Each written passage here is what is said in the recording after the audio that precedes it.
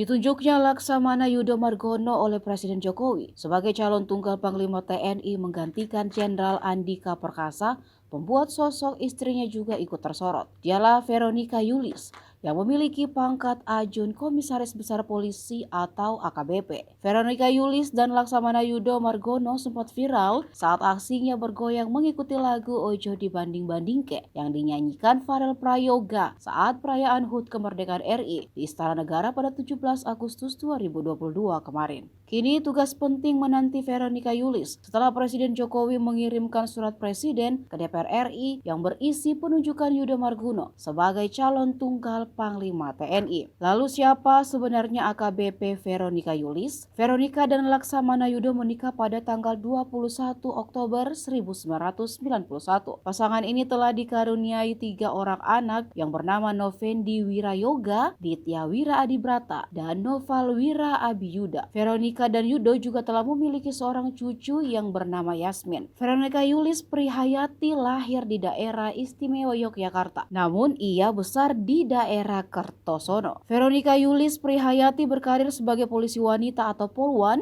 yang berpangkat Ajun Komisaris Besar Polisi. AKBP Veronica Yulis berdinas di Badan Pemelihara Keamanan atau Bahar Kampolri. Selain sibuk sebagai Polwan, AKBP Veronica juga disibukkan dengan jabatannya sebagai Ketua Umum Jala Senastri dalam organisasi para istri perwira Tentara Nasional Indonesia Angkatan Laut. Ibu 3 anak itu aktif di berbagai kegiatan pembinaan persatuan istri-istri TNI Angkatan Laut, seperti memberikan pelatihan keterampilan dan usaha mikro kecil menengah kepada para anggotanya. Kehadiran Veronica dalam setiap kegiatan Yudo tak ubahnya sebagai pengawal setia untuk menjamin keamanan dan keselamatan sang suami.